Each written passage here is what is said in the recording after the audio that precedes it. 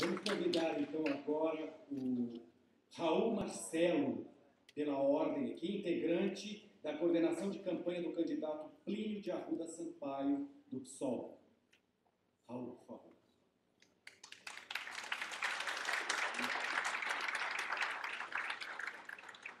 O problema é para quem está com sede agora, ficou difícil aqui. Se der um copo, vou deixar bem longe aqui. Olha, primeiro, bom dia a todos e a todas. Quero dizer que para nós é uma satisfação poder estar aqui para apresentar um pouco do que o Plínio vem dizendo, né? Naquele 1 minutinho de televisão, de forma bem sintética, apresentar aqui com um pouco mais de tempo. Queria dizer que o Plínio também me ligou ontem, André, e disse que ficou muito sentido ele não poder estar aqui para prestigiar o evento.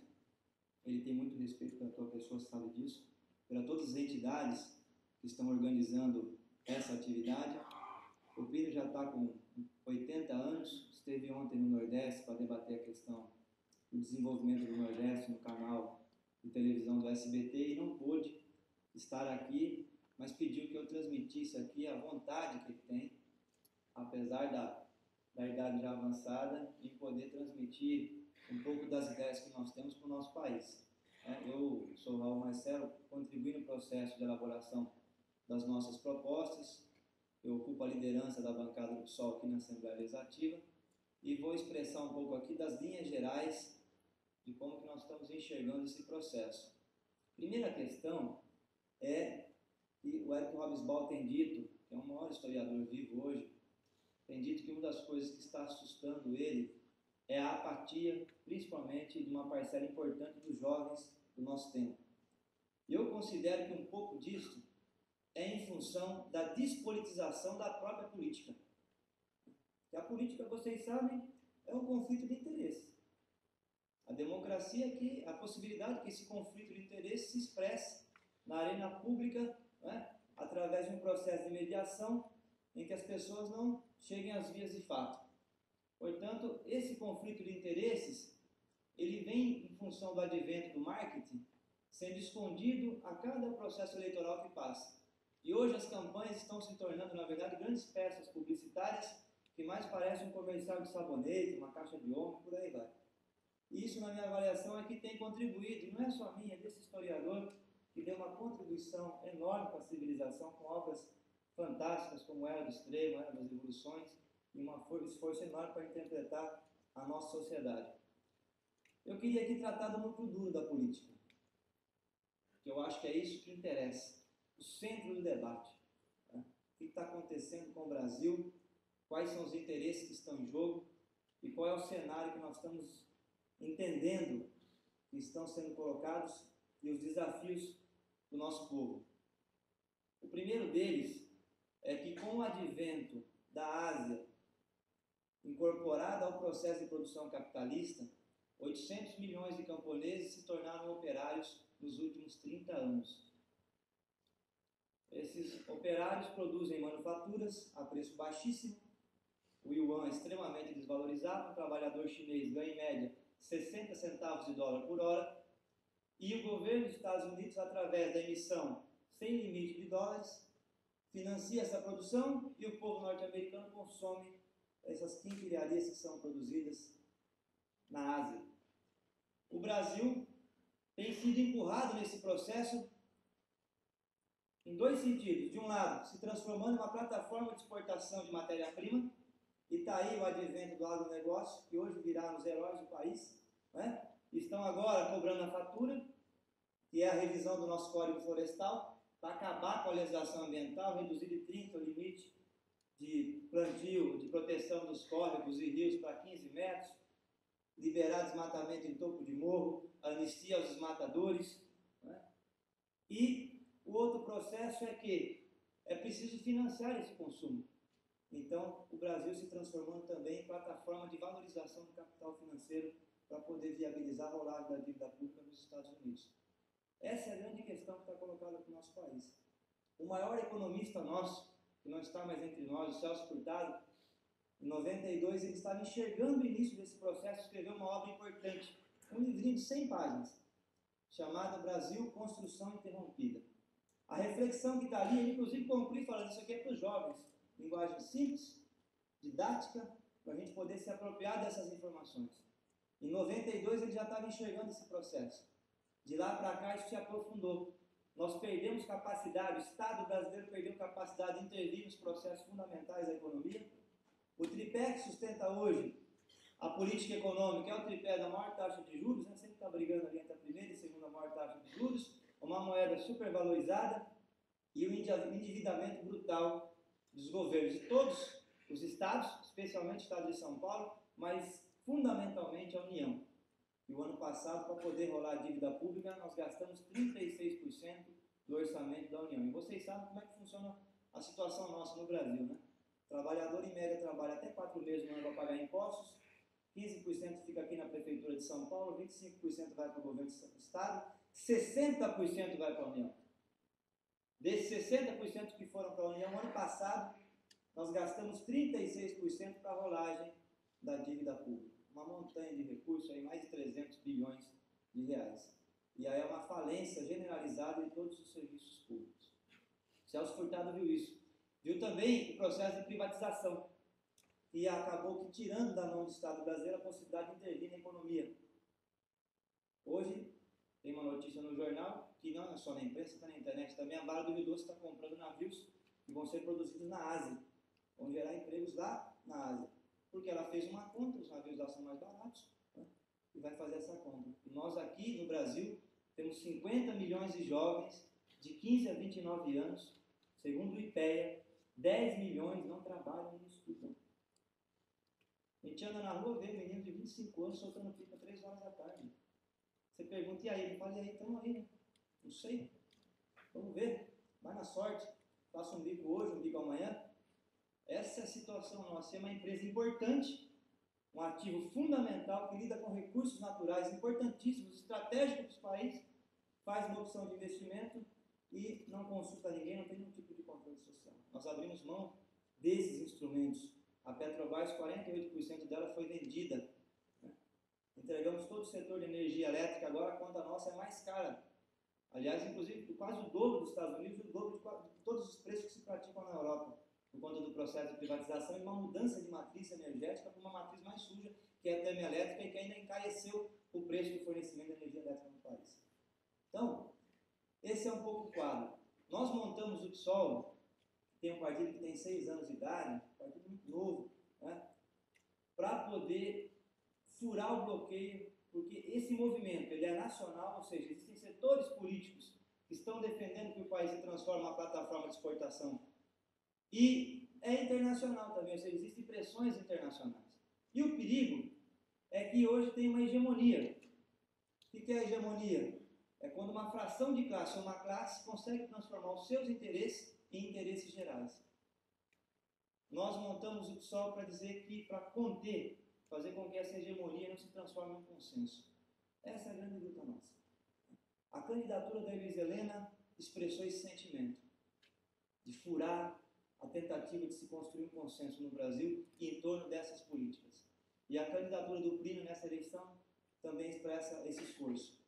O que nós estamos dizendo nesse processo eleitoral que é muito importante? Porque é um paradoxo, né? Você anda na rua, as pessoas estão otimistas. Você pergunta para o cidadão como é que estão as coisas, ele fala, não, estão muito bem. Aí você fala, mas como é que está a educação? Ele fala, a educação está ruim. Eu fico numa escola que tem 50 alunos na sala de aula, está na 8ª série, não consegue ler direito, né? E como é que está o emprego? Ah, também, então eu estou aí fazendo bico, estou marretando no final da feira, estou lutando contra a fiscalização da prefeitura. Né? Como é que está a saúde? Ah, minha esposa precisou fazer um exame, demorou 6 meses para conseguir a consulta e está 2 anos esperando. Né? Então, isso é um paradoxo a situação nossa. População otimista, mas a realidade concreta é outra. Nós estamos colocando 2 pontos fundamentais que expressam esse paradoxo. De um lado, a propaganda. Nós vivemos uma sociedade de massa, os meios de comunicação de massa têm um peso fantástico na ideia que as pessoas têm da sociedade. Né? Para quem tem alguma dúvida, é só perguntar, como já aconteceu comigo, eu tive uma amiga que namorou um mexicano. Né? E ela contou para a mãe dela que tinha um namorado mexicano. A mãe dela falou, vixe, mexicano. Por que essa impressão do mexicano? Porque todos os filmes que a gente assiste de Hollywood, o mexicano sempre é o terrorista, é o bandido, e o norte-americano é o herói, é aquele que vai salvar, enfim. Então isso é um meio de comunicação de massa, a pressão. E de fato no Brasil, para construir essa hegemonia em cima dessas pedras fundamentais, está sendo feita muita propaganda em torno disso. Muita propaganda. Isso tem beneficiado, na minha avaliação, esse sentimento hoje quase que carnavalesco em torno do processo eleitoral. A Olimpíada está aí, a Copa do Mundo, né? A reedição dos anos 70, daquele Brasil que vai para frente.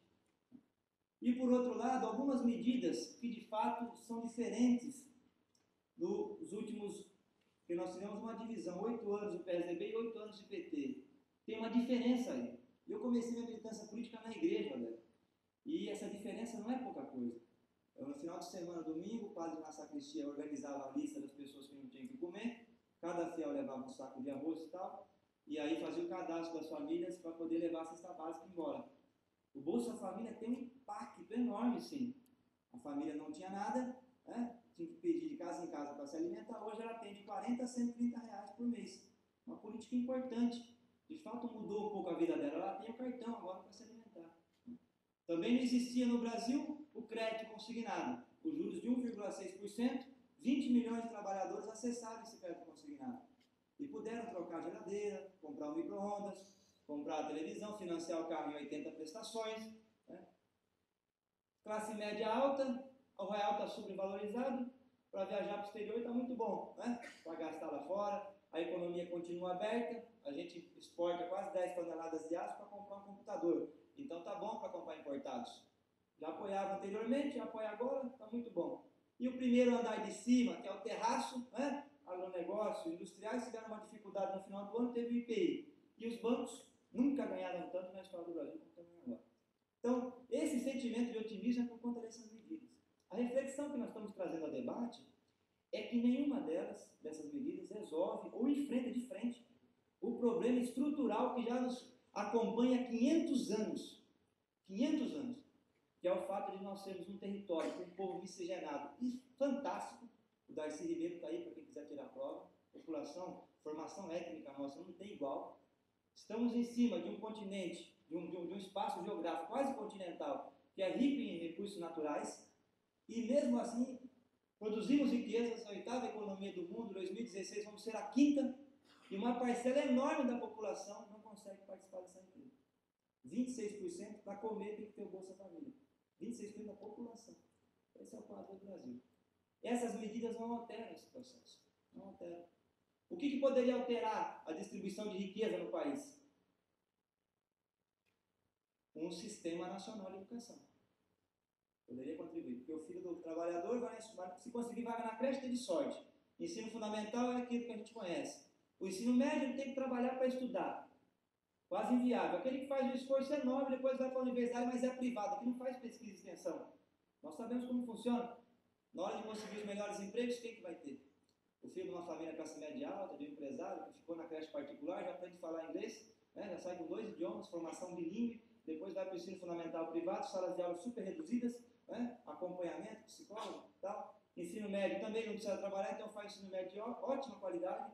Ele vai para as melhores vagas nas universidades e consegue os melhores empregos. Nós, ao não criarmos no Brasil um sistema nacional de educação, nós abrimos mão de combater a desigualdade social, porque a estrutura que mantém a desigualdade social está em pé. O Pino tem dito muito nos debates, André, no muro. O muro está aí, enorme, né?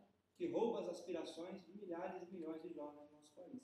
Então, os filhos de uma família que está no Bolsa Família vão continuar nessa situação, porque vão entrar ou em empregos precarizados ou no subemprego, e aí está o narcotráfico, o crime organizado, né? Está toda essa gama de situações para uma parcela da nossa juventude. Eu fui do movimento estudantil, nós debatemos ao longo de anos um Plano Nacional de Educação para o Brasil. Uma coisa fantástica. Isso foi ao Congresso, a proposta nossa era aumentar os investimentos de 4% para 10% para a educação. O Nelson Marquesan, que era o relator do Rio Grande do Sul, fez uma contraproposta para 7%, inclusive o deputado do PSDB. Foi aprovado. O Fernando Henrique aprovou a parte teórica do plano, mas o investimento ficou vetado. 8 anos do governo PT e está lá os vetos no Senado. Não derrubamos os vetos. E aí a carreira de professor hoje afugenta. O jovem não quer ser professor, aquele que faz universidade, que tem aptidão, até para lecionar, ele não quer dar aula, ele vai para a iniciativa privada. Por quê? Porque a carreira do professor acabou. Nós não temos mais carreira para professor. O nosso estado é um exemplo enorme disso. O professor, para corrigir a inflação, tem que ficar embaixo de chuva lá na frente do estado de Morumbi. E ainda não é recebido pelo governo, é recebido pela polícia militar. É o fim do mundo isso, mas é inversão de valores completa. Mas é isso que está acontecendo. Então, essa situação da educação nós não temos, é preciso. Nós estamos propondo ampliar para 10% os gastos com educação para poder ter um sistema nacional de educação. O que é isso? A criança tem que entrar 8 horas da manhã na escola, tomar um café, meio-dia tem que almoçar na escola, do meio-dia às 3 tem que ter atividade esportiva na escola, e das 3 às 6 tem que ter atividade cultural. A criança tem que ficar o dia todo na escola. O estoque de conhecimento da humanidade está enorme. Não dá para a gente conseguir, não apenas transferir, mas também criar educação dentro da própria escola. Está aí o Paulo Freire, o professor também aprende lecionando, mas não dá para fazer isso em uma aulinha de 40 minutos, 50 minutos. Então, esse é um ponto importante. O segundo ponto importante é a reforma agrária.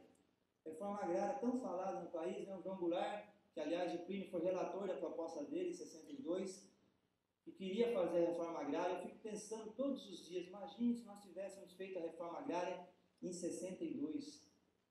Nós não teríamos metade dos problemas que nós temos hoje aqui na Grande São Paulo. A média das famílias que estão na periferia são todas oriundas do campo. Se nós tivéssemos feito isso lá atrás, não teríamos esse problema. E não fizemos. Depois do governo do Sarney foi montado o primeiro Plano Nacional de Reforma Agrária. Proposta de assentar 1 milhão de famílias em 10 anos. Nós assentou 200 mil. E agora, de novo, em 2003, se montou o segundo Plano Nacional de Reforma Agrária. O Plínio foi lá, com 78 anos, ajudou a elaborar o novo plano e também não saiu do papel. A conta que tem aí o professor Umberlindo Ariovaldo, da Universidade de São Paulo, aqui do curso de Geografia, ele fez questão de contar todos os assentamentos que o governo está dizendo que fez. Dá menos de 180 mil, menor inclusive que o governo passado, porque foram colocados na conta as famílias que já estavam assentadas que receberam algum tipo de projeto, Luz para Todos, até a Bolsa Família e tal. Isso não vale. Reforma agrária é assentar uma família e não contar um assentamento que recebeu infraestrutura. Então esse é o quadro nosso. A desigualdade no campo é terrível e muitas famílias que estão nos grandes centros têm aptidão para trabalhar sim a terra. Se você levar energia elétrica, pôr na antena do celular, colocar o acesso à internet, a pessoa tem garantia de que vai ter o trabalho, e você monta uma política ligada à educação para ter fornecimento da produção, ou seja, escoar a produção dela, nós temos condição sim de assentar milhares e milhões de famílias no campo no Brasil. Agora, para isso é preciso enfrentar o interesse do agronegócio, Esse latifúndio hoje que se travestiu de agronegócio, que é uma coisa curiosa até. Porque é pior do que a República Velha isso, na minha avaliação. Porque na República Velha, o produtor de café aqui de São Paulo era de São Paulo. A semente que ele usava lá era produzida aqui nos nossos centros de pesquisa. Hoje não. Hoje é um empresário que às vezes vem de outro país, está aqui. A semente não é produzida aqui, é da BASF, da Bunge, da Shell, enfim, transgênica. Produz, leva os recursos naturais e nós estamos incentivando esse processo cada vez mais. Aqui em São Paulo nós estamos já com 6 milhões de hectares com cana-de-açúcar e 1 milhão de hectares entre pinos e eucalipto. E eucalipto é interessante porque como nós temos muito recurso hídrico, tem espécie de eucalipto que consome até 150 litros de água por dia. Então tem um defensor público aqui em São Luís do Paraitinho que está denunciando o sumiço de nascentes, córregos que desapareceram por conta do processo de expansão do eucalipto. Ele entrou na ação civil pública e conseguiu conter a expansão. Mas esse é o quadro nosso. Para produzir uma celulose, que dá um papel muito macio, para fazer papel higiênico para exportar para a Europa. Esse é o quadro. Então, reforma agrária é importante. Nós defendemos uma reforma agrária com limite de 1.000 hectares por famílias no Brasil, como aliás está sendo feito agora pelo plebiscito. Estamos defendendo também um projeto de incentivo à habitação popular. Porque nós temos um quadro que é dramático no Brasil. Eu achava que era muito. A Fundação João Pedro Guimarães fala em 8 milhões de famílias que não têm casa para morar, O governo lançou Minha Casa Minha Vida, 18 milhões de pessoas fizeram cadastro lá. E olha, pela internet. Tá, porque tem muitos jovens hoje que estão casando e estão morando no fundo da casa dos pais. Essa é uma realidade hoje nas periferias do país inteiro. É muito maior o problema. Tem muita gente que mora em área de manancial, aqui no Pantanal, em São Paulo, no bairro, que ficou 3 meses alagado. Né? Pessoas que moram em cima de manancial, em cima de lixão, como no Morro do Bumba, no Rio de Janeiro, beira de encosta, margem de córrego. Então, um problema gravíssimo. E lançou o projeto Minha Casa Minha Vida. Uma iniciativa interessante. A gente foi olhar o projeto, dá 1 milhão de casas, 600 mil são casas para a classe média alta, acima de R$1 milhão. 400 mil são para quem ganha acima de 3 salários mínimos. A CDHU aqui em São Paulo, que cobra em torno de 30, 50 reais por mês, tem uma dívida enorme, as pessoas não conseguem pagar a CDHU. E eu acompanho isso, porque todo ano a Assembleia vota lá 1% de ICMS para a CDHU, e a gente acompanha as contas, 20 mil casas novas por ano, que consegue fazer, porque o recurso é pouco, né? E as famílias não conseguem pagar o valor. Então, o projeto habitacional no Brasil, e nós estamos propondo isso, é um projeto para cobrar o valor simbólico. E até não cobrar nada. E amarrar a escritura da casa, se no caso não for cobrar nada, para que a pessoa não possa vender depois, fique ali, permaneça ali pelo menos por um tempo. E hoje tem soluções, inclusive eu li a documentação que foi enviada aqui, né? Soluções hoje muito interessantes de casas, né? Ambientalmente sustentáveis, com captação de água da chuva, aquecedor solar, né? Todo o projeto tem um arquiteto chileno, novo, rapaz muito inteligente, uma proposta de, em vez de o governo construir a casa inteira, constrói só o que é fundamental do ponto de vista da arquitetura, que a própria família depois amplia, que é o banheiro, o quarto, o arejado, enfim. Tem muitas soluções hoje sendo colocadas no debate, é possível você ter um projeto habitacional, e tem mão de obra no Brasil. Nós temos 10 milhões de jovens que estão com braços cruzados, querendo trabalhar. E qual que é a questão de fundo de tudo isso? É que nós somos um país muito rico, com muito recurso, só que a capacidade de investimento nosso está reduzida. Nós estamos sem capacidade de investimento. É por isso que todos os projetos que a gente olha, os projetos sociais, eles são todos muito pequenos. São projetos bem simples, né? Projetos que não conseguem dar conta da complexidade das tarefas que estão colocadas para o Brasil. Então, você olha, todos eles são soluções, um arremedo de solução. Qual é a questão central? Nós estamos defendendo um enfrentamento ao núcleo central do que articula hoje essa hegemonia que está colocada na sociedade brasileira, que é o que? O enfrentamento daquelas famílias, pouquíssimas, e também das famílias de fora, que estão vivendo do rentismo no país. Estão vivendo como os agiotas vivem, especulando com a dívida. É preciso fazer esse enfrentamento. É um enfrentamento duro. Eu acho, inclusive, já escutei isso até do Plínio, que o Lula tem sensibilidade social, mas não tem coragem para enfrentar essa questão. Não teve. Aliás, Celso Furtado, na primeira entrevista que deu ao jornal Brasil de Fato, no Fórum Social Mundial, que foi lançado em Porto Alegre em 2003, quem estava lá lembra, o jornal circulou gratuitamente. Ele dizia isso: o presidente no Brasil precisa ter coragem para enfrentar o núcleo central que articula essa política. E o que significa isso? Significa dizer que tem recursos para fazer esses investimentos, que eu disse aqui. Tem recursos, o Brasil é um país rico. A arrecadação nossa é enorme. Em que pese ter um problema tributário, tá vendo? Porque 50% dos nossos tributos é consumo ou é trabalho, né? O tributo em cima do capital é 15%, em cima do patrimônio é de 3,7%, né? E INSS é o resto, que é um pouco mais de 30%. Então tem um problema tributário, nós concordamos, a reforma tributária precisa acontecer, né? E ela tem que desonerar o consumo, desonerar o trabalho, né? Desonerar também setores estratégicos do ponto de vista da produção no país, mas não dá para você não discutir para onde estão indo esses recursos arrecadados. Eles estão indo para o governo central, né, para a União, e a União não está retribuindo com investimentos nessas áreas que nós colocamos. A ideia nossa é inverter isso. Né? Essa é a proposta. Né? Nós não temos força para fazer isso hoje. Vocês sabem a realidade, né? Estamos com menos de 1 minuto na televisão, está até difícil de ter tempo para explicar toda essa situação, mas é um processo de construção. Eu digo muito, no interior as pessoas gostam muito dessa expressão, que nós só não estamos plantando alface, nós estamos plantando jabuticabeira. É um projeto. Né? A ideia é aprofundar as relações com os setores organizados da sociedade, aprofundar as nossas relações com a intelectualidade, para poder, no próximo momento, ter força para comprar essa briga. Qual é a briga? É reduzir drasticamente a taxa de juros, fazer o que a Constituição prevê, que que é a auditoria na dívida. Prevê a Constituição, que hoje não foi feita. O Equador, o Rafael Correa, primeiro ato de governo foi fazer uma investigação sobre a dívida. Os Kirchner, na Argentina, a dívida era de 190 bilhões de dólares, baixaram para 120. Aí libera o Estado para poder fazer investimento. Porque essa tese, e o Celso Furtado estava vendo isso também em 92, essa tese que o mercado vai resolver, né, de que o setor financeiro vai chegar no Vale do Ribeira, que é a maior reserva, o bioma mais importante nosso aqui, está lá a Mata Atlântica, dos 7% que restou no país, 20% está ali. Achar que vai chegar um investidor e vai cuidar da população que está lá, que precisa muitas vezes desmatar para sobreviver, e retirar o palmito, isso não vai acontecer, isso é ilusão. Isto é ilusão. O mercado não desenvolve, vai só onde tem lucro, rápido, aliás. Então vai fazer os investimentos nos lugares onde estão os centros de pesquisa. Como nós não temos muitos lugares que tem centro de pesquisa, mão de obra qualificada, ficam essas vastas áreas do nosso estado, inclusive do Brasil, sem receber investimentos.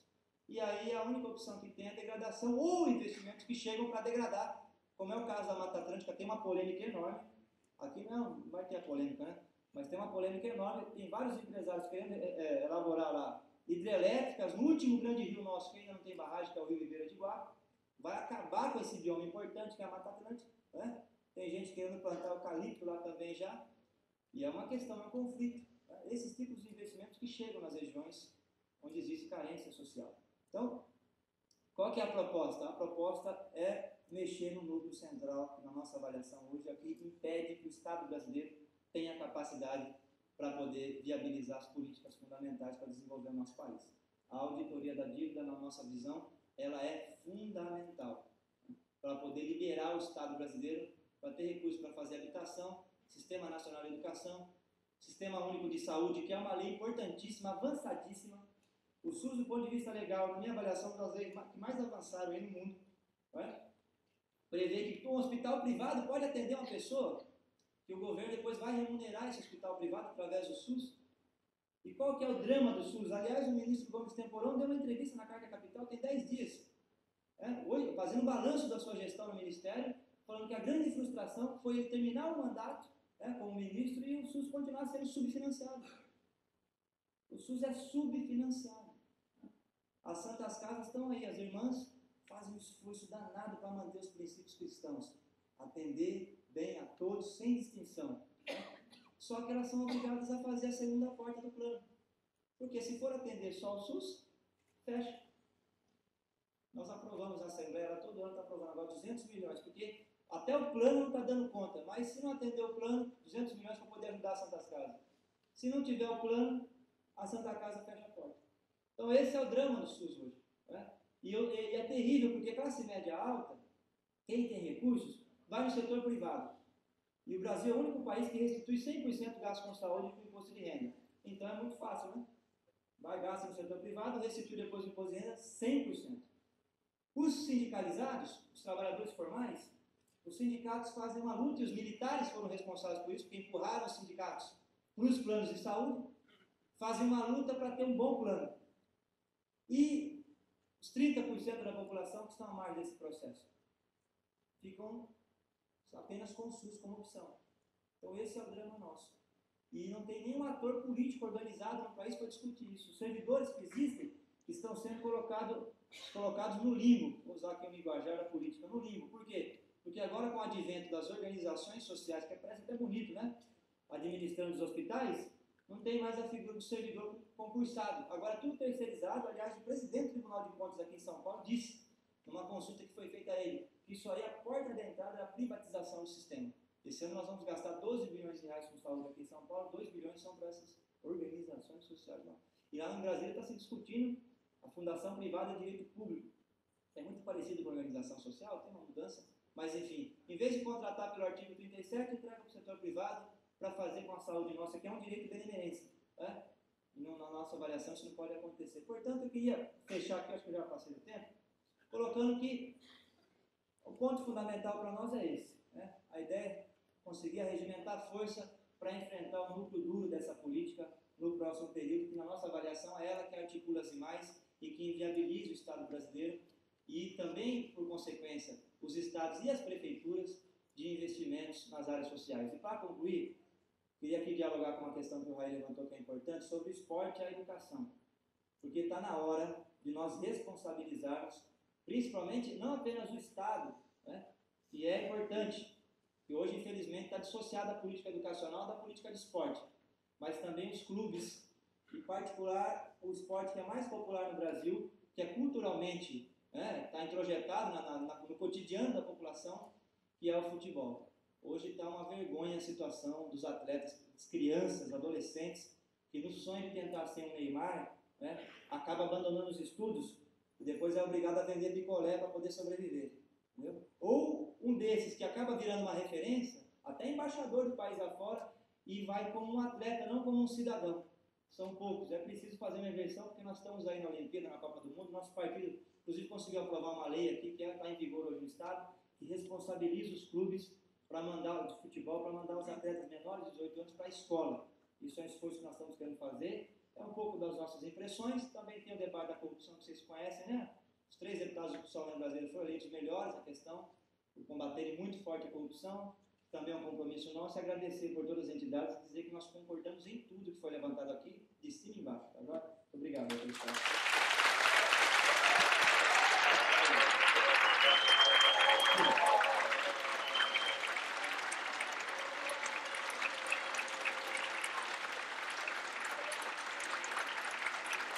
Bem,